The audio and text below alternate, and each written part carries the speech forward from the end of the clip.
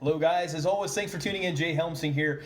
Today I'm going to bring you another review on a gun that I've had on this show before, the PX4 Storm Compact. Now, this gun is done in the gray polymer frame with the standard black slide, and it is an F version. Correction, it came to me as an F version, and that was with the decocker with the safety that worked in the down position. So it's pretty much just like the FD gun that I tested before. Now, to kind of give you guys some backstory, you're going to hear me eat some serious crow during this review. When I first did the PX4 Storm Compact and I reviewed that gun, it got a lot of comments and a lot of remarks, and most of them were to the contrary of what I was finding. Apparently there are a lot of people out there that really like these guns, and they found that they have great reliability, great accuracy, so on and so forth. I really haven't found too many people that have shot the gun that don't really like it. So being a fan of all things Beretta, I really wanted to give this gun another crack. And just see if maybe I had a bad month or two of shooting during that time, or maybe I just got kind of a lemon of a gun, and that happens from time to time. Now, I don't really recall having any real jams or issues with the gun. I just didn't really shoot it really well the first time I had it, and I found some things kind of not to my liking with the gun, and just kind of found it to be a mediocre gun overall. So what I wanted to do this time was kind of get the high octane model, if you will. And I've had my eye on the compact carry, which is a PX4 Storm that has been completely jazzed up by Ernest Langdon and Langdon Tactical, and with his kind of consultation and input for Beretta, he added some parts to the gun. Now, if you look at the backstory of the compact carry, Langdon pretty much said that he found some things that he found mediocre about the PX4 Storm, and he made appropriate changes. According to him and various other sources, the gun that he created is just a superb carry gun. So I wanted to kind of get as close to that as I could and see if I could also experience what he was with the better tuned PX4. The only problem is the PX4 Storm Compact carry checks in right around $800 if you can find them, and they're not really all that readily available at this time. So after several months of searching and several times checking my bank account and trying to justify spending $800 on a gun that I really didn't have the best luck with to begin with, I got a different idea. What I decided to do this time was to find another PX4 Storm at a more reasonable price point. So just your basic plebeian, run-of-the-mill PX4 Storm Compact. And I ended up getting this for about $400 on Gunbroker. So I thought that was a pretty good deal, and next what I wanted to do was buy the parts, or several of the parts used in the Langdon Tactical version, and see if I could jazz this up on my own and save a little bit of money in the process. That way, if I didn't like it again, I could just kind of take the parts out, sell the parts, and ship it on down the pike. So what I have for you is basically a recipe list of what I've done to this gun. Now, most of you know I'm right in the middle of testing out Project One gun, which pretty much limits me totally on shooting the gun, so I don't have any shooting impressions for you. However, when I took it out of the box, I again was not all that impressed with the gun itself. The polymer, now Beretta has a lot of great things to say about this polymer. They say they do a lot of testing and it's very resilient, very durable, and that's why it's created the way it is. To me, it just doesn't really feel all that good. It's super slick. It doesn't offer a whole lot of grip or traction on the gun, and to me, I think that could be an issue. Now, it's one that could be easily fixed with some Talon grips like is done on the PX4 Compact Carry, which is probably what I'll end up doing to this gun, but it is something that I noticed out of the box I didn't really care for. The next thing was the Ambi slide release or slide stop. So as you'll notice on this side, I've got a plug put in there just to kind of delete that, which is the Beretta fix for that, because these do come Ambi from the factory. And also a big complaint that I had was that this was an F version, it was not a G version from the factory. The cool thing is you can pretty easily make these into the G version by just taking the actual decocker out itself and driving out a ball bearing that's in there, the detent, if you will, that holds it in the down position, and reinstalling it. Pretty much solves the problem there, and I have converted this over to G form. So with those three things out of the way, the next thing I wanted to focus on was the trigger. I found the trigger to be pretty middle of the road out of the box. It had a fairly stiff pull, didn't feel all that great in single action or double action. So my next job was to really look at some parts for that and create, my replica of the compact carry from that. So what I did is I got online and I looked for basically the cheapest place that I could find these different parts.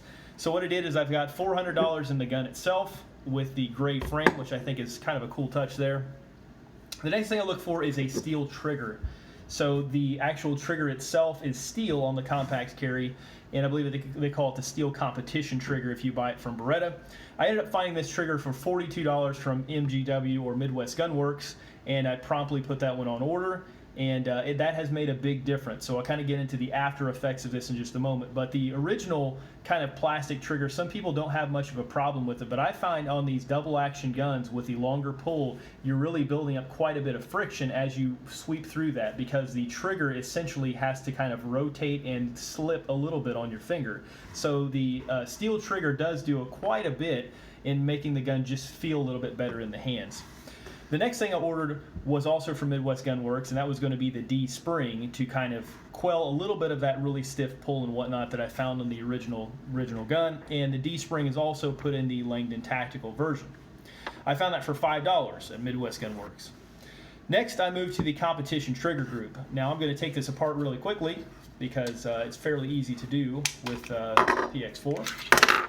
As I drop the barrel out. I think if you guys remember right, I did that last time quite a bit. So one thing I've got to learn to do is to either take this apart upside down or be a little bit more careful with this lug that is just going to free fall out of the slide as you take it off. But if you guys will look in there, this is the competition trigger group. This is kind of the pricey thing here. So these are like $115 if you buy them from Beretta directly, which isn't crazy, but it is quite a bit of money for, just kind of a trigger upgrade. And I ended up finding this one for $86 from Optics Planet. So I think it was $91, and I had like a discount coupon or something and free shipping. So that was pretty cool. I found that for $86, and again from Optics Planet. The other thing that I wanted to change was the sights. I knew that I didn't really care much for the sights the way they were on the factory gun, and really the only viable option is the one that comes on the compact carry. These are Amerigo Sights for the compact version. Now I did notice when I was looking at sights that several of them note that they are specific for the compact or specific for the full size, so apparently these are different sized sights between the full size and the compact version of the PX4. So definitely get the compact size, and I found these Amerigo sights that were kind of developed by Ernest Langdon for this gun, the compact carry. These were $90 on his website. And lastly, I'll round it out with the thing I talked about earlier, this little plug right here. So I've got this plug also from Langdon's website, and that was $10 just to kind of delete that. So really very easy change. All you got to do is take this apart. You twist this around until the other side comes out. In my case, it's going to be the right side of the gun because I'm right-handed, so I just need the left one in place.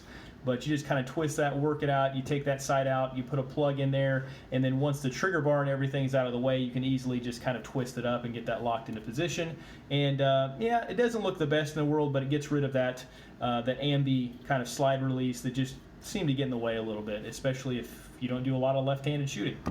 So with that said, my grand total in this gun is $633 at this point, which is pretty substantially below the $800 price point of the compact carry. However, I don't have all of the features of the compact carry. Things I'm missing include the extra mag. I've only got two mags with this gun because that's the way the standard ones ship. I also do not have a changed mag release. I have the standard mag release. So they do make a kit that offers the extended mag release, just like it comes with the compact carry. I didn't opt for that. This one seems to work decent for me, so I'm just going to give this a shake first and see if that one works out. Also the stealth levers, or stealth decocking levers. Let me smack this back together real quick and I'll show you what I'm talking about there. The stealth decocker levers are not installed. I did not purchase those. Those are quite an investment there as well. and I'm just sticking with the standard ones at this time because it's already converted to a G model, and they're pretty easy to use as a decocker. I also don't really slingshot a lot, so I'm not sure that they're going to get into the way for much other than manipulation, malfunction clearance and manipulations and things like that.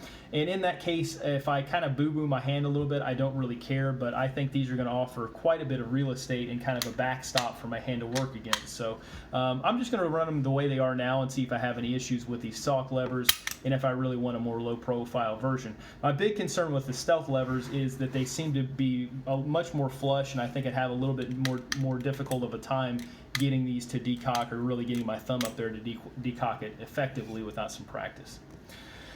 The other thing that I do not have is the slide stop. So there's a low profile slide stop that comes on the compact carry. I opted to keep this one. It's out of the way for me, and really doesn't seem to make much of a difference. So any of your holsters are going to be built around this size anyway, with the more extended version, if you will. So I'm going to try to run that and see if I have any issues doing that. And if I do, I will go to the lower profile version. If not, I'll probably just keep it in there.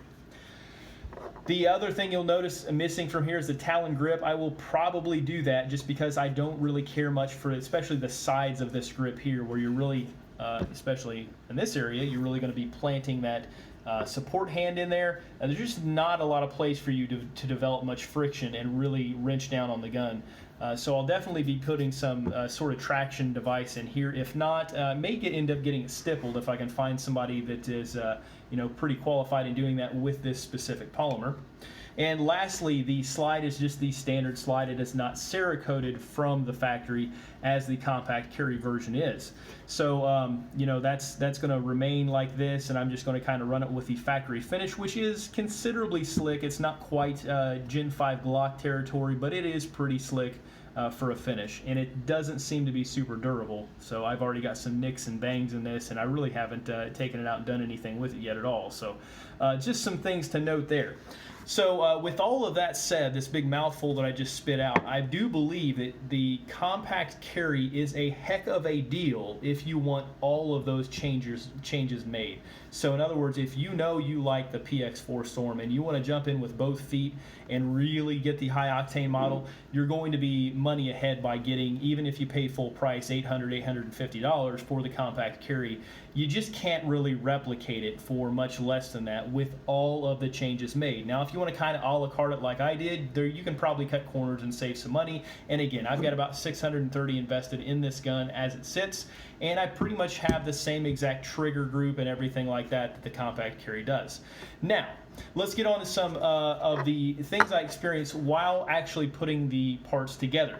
I'm going to say that basically, as far as simplicity, this gun is rock solid simplistic. I mean, there is really not much you can go wrong. I really didn't even look at any videos or anything on how to make these changes and how to put the parts in and whatnot. Just a very few amount of pins hold everything in. The trigger group comes in and out as a unit.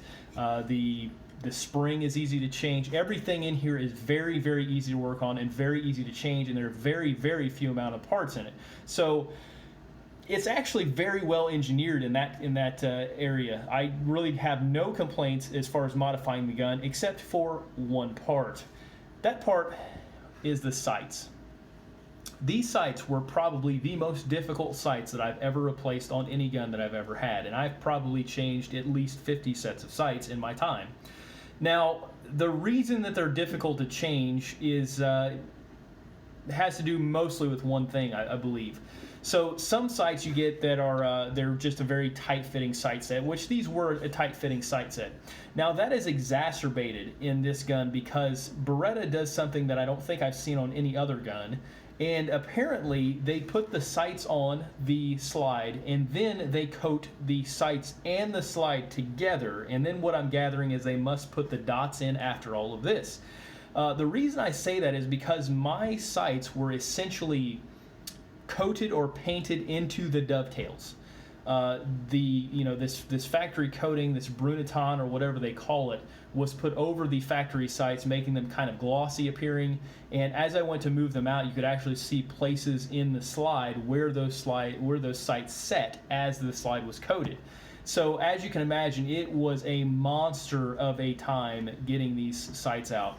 I have a Wheeler universal sight tool that I used on this, and I was really considering actually cutting the rear sight out because it was such a pain. So I put a lot of tension on that rear sight, and I ended up only getting it out because I used PV Blaster in between the sight and the slide, which I don't recommend doing. Putting a whole bunch of tension and side loading the sight itself, and then taking a punch and a hammer and adding some vibration and some tension on top of all that to kind of get it started and get it unseated and get it out. So with all that said, they were a real monster to get the stock sights out, and they were a real monster to get the new sights in. But it is something that I was able to do on my own. It was not easy. I would probably recommend taking it to a gunsmith to get it done, or I would just buy the Langdon tactical version, the compact carry, with the sights already installed in there if you know that's what you want. Just that alone will probably save you some money in the long term. I've read online on some forums with people taking these guns in and trying to have the sights replaced. This is a common problem with these sights being very, very difficult to get out and in, and even some gunsmiths messing this up or just getting them half out and saying, hey, I quit, I'm going to end up breaking the slide or breaking the sights off or something. So you may just be, money ahead, just going ahead and getting the compact carry version with those nicely installed from the factory. So just beware, if you're going to change the sights out, it is a job to do. Other than that, everything went in easily. I have no complaints, no problems with the gun. Now, here's where I'm really going to eat a whole lot of crow. I really didn't care a whole lot for the way this gun felt, the way it pointed, so on and so forth when I got it out of the box, and I felt that the trigger was pretty mediocre. After putting all these changes, all these different things into the gun, this is probably, and I've got several pretty well-tuned Berettas, this is probably one of the, if not the best double action, single action triggers that I have in all of my collection right now.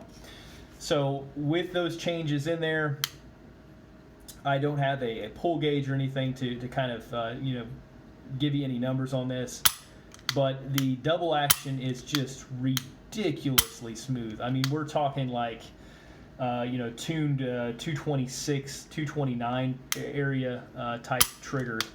Just constant pull all the way through. A little more stacking. Berettas seem to have a little more stacking than like your SIGs do. So there is a little bit more stacking in that spring, but it is just absolutely buttery smooth all the way through, and it's a very, very good double action trigger. Single action. This thing is phenomenal in single action. So just very, very little pressure on that trigger, and it's got a very, very notable, very crisp break.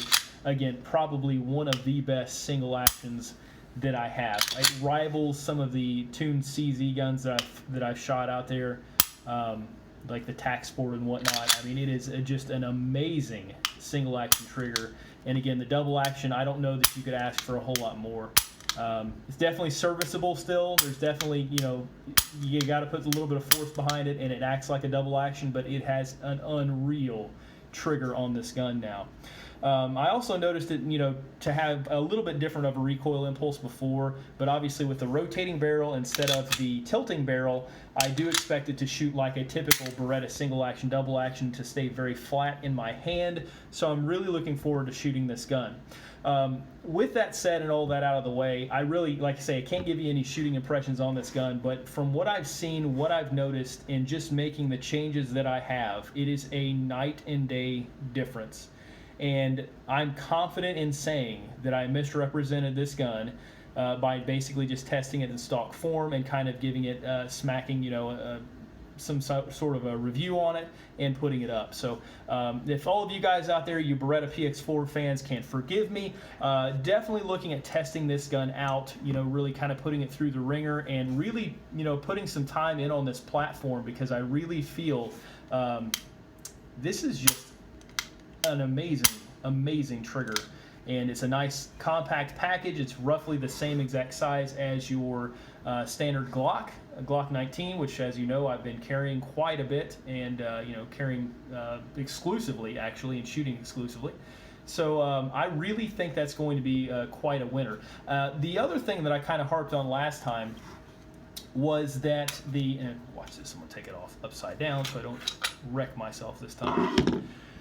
The length of the barrel. I said the barrel was short. The barrel is short, but I think it checks in around 3.2 inches. So it is not nearly as short as I anticipated. Of course, it's not the 4-inch barrel that you're going to get on most of your tilting barrel design compact guns like your Glock 19s and whatnot. But you know, it's a 3-inch barrel, and in just kind of looking online, and you know, a lot of people are doing a lot of those reviews with chronographs nowadays and seeing how much velocity you're losing, and it's surprisingly little velocity. So I don't really have much of a concern as long as the sight radius is long enough to really get a decent sight picture. With the way this trigger acts, I feel like this is going to be more than an adequate defensive weapon. Of course, your barrel being about the size of most subcompacts, but I think that's probably enough, especially with today's projectiles in 9mm, to build an adequate amount of velocity. Today's barrels are awesome as well. They have, you know, just basically perfect seal and everything, so you're really getting the most out of that length. So I don't really have the reservations that I seem to have in the first review about how small this barrel is as far as being an adequate defensive tool. So, you know, maybe in the future I'll get some ballistic gelatin and actually do some testing to see if there is, you know, any noticeable difference between the penetration or the, you know, the actual expansion you're going to get between this and like a Glock 19. But I really don't think you're going to notice any. A lot of the things that I've seen, you're talking like, you know, 15 foot-pounds or 20 foot-pounds max difference between, you know, those different size barrels. So really not much to write home about, not much to talk about at all. So with that said, that out of the way, I just kind of want to wrap this up, let you guys know what's on the back burner at this point is this pretty phenomenal little tricked out PX4 that I have. Really looking forward to testing this out once I can get you know, the one gun project cleared out and put some rounds down with it, and also just kind of give you some initial impressions with the modifications made. So I feel like you guys out there, you know, that were telling me, hey, check this out, or, you know, try the D-spring or whatever in there and see if you like it any better. You guys are definitely on to something, and I appreciate your comments and your suggestions on that. As always, thanks for tuning in. Be sure to check out my Instagram account, jhelmsing on Instagram. Also, you know, like, subscribe if you like these videos, and continue your viewership. I really appreciate it. Add some comments if you want. I will get back at you guys. And as always, continue to practice your craft. Thanks again for watching, guys.